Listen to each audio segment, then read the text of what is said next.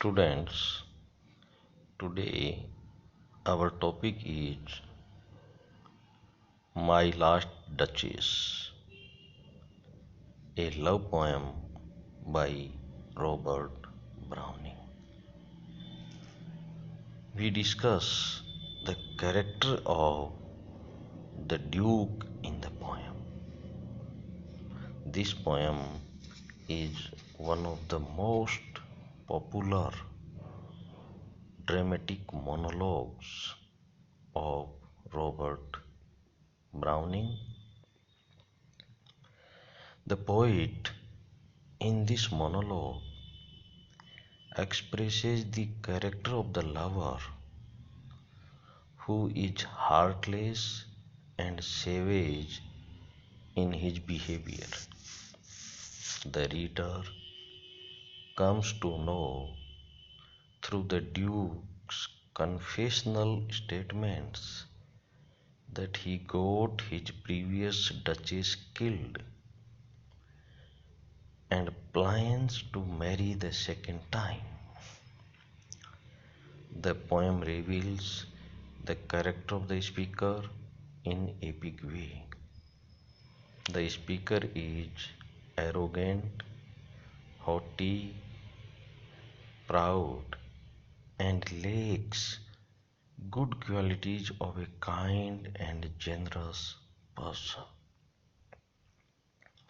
He is extremely possessive in nature. The poet says that the Duke treats the Duchess as a commodity. The Duke of Ferrara is extremely possessive in the poem. He speaks, "My Duchess," with such an emphasis on the word my, as would suggest his desire to have a sole monopoly upon her.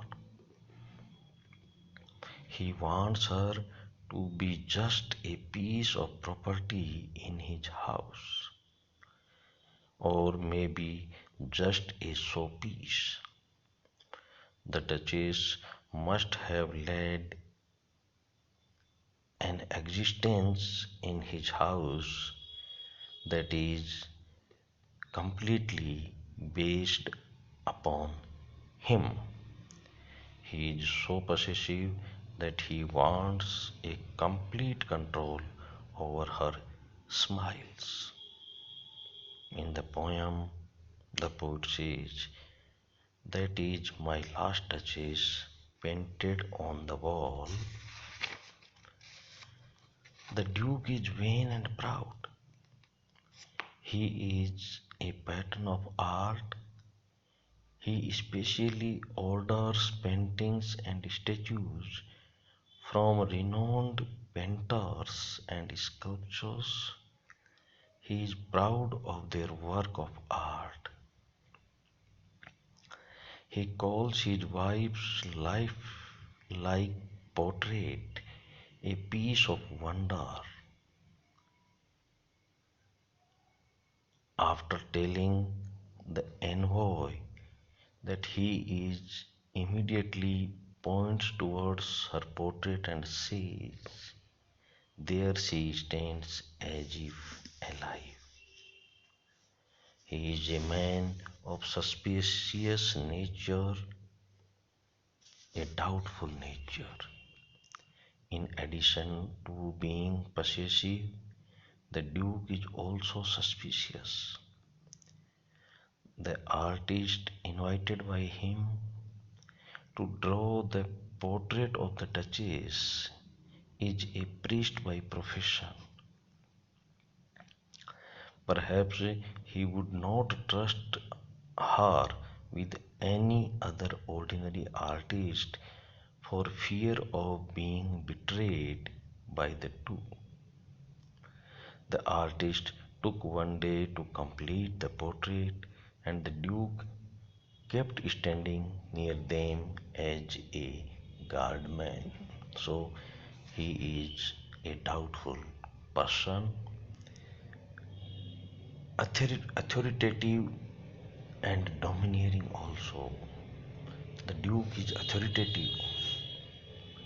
When he speaks, no one dares interrupt him.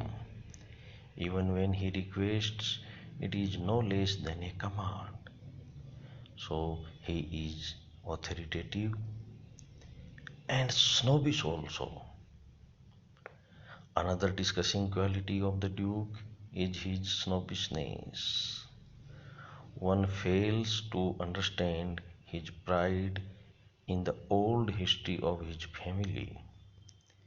If one's family history goes back into the past, does it make one great? Greed and hypocritical character of the Duke. The Duke is both greedy and hypocritical. He pretends that he has no skill in speech, though he dominates the conversation and never lets others open their mouth. He declares that in marrying the Count's daughter, he is being motivated by her noble qualities. The Duke appears to be incapable of finer human feelings. He does not know love or kindness. He cannot conceive of a heart that is having all these good qualities. So far as kindness and other qualities are concerned, he lacks all these good qualities. He is essentially of cruel nature and he cannot appreciate delicate emotions. This cruelty is apparent in his cryptic account of the way he gave commands and then all smiles stopped.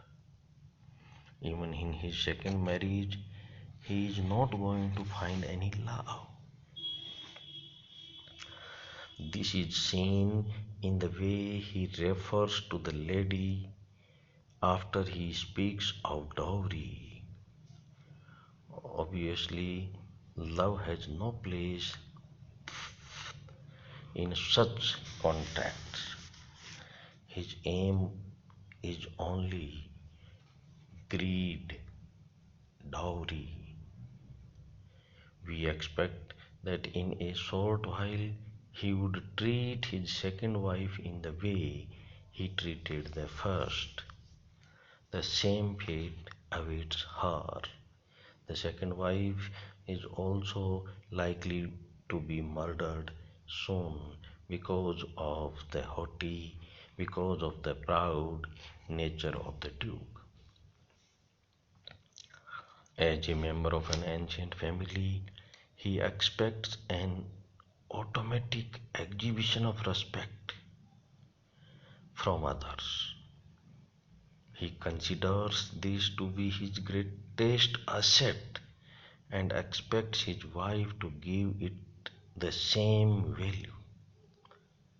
His chief complaint against her is that she gave to his 900 years old name only as much regard as to the gift of a bunch of cherries presented by some foolish admirer. So he cannot tolerate all these things because of his cruel nature. He takes in her the pride of his birth, the pride of his being aristocratic man, being a man of aristocratic family. His attitude is not innocent and generous. He refuses to understand the nature of the Duchess. He looks upon it with indignant contempt, aggressive nature. In the gallery of the aristocratic dignity, he would not even stoop to correct and change her forever.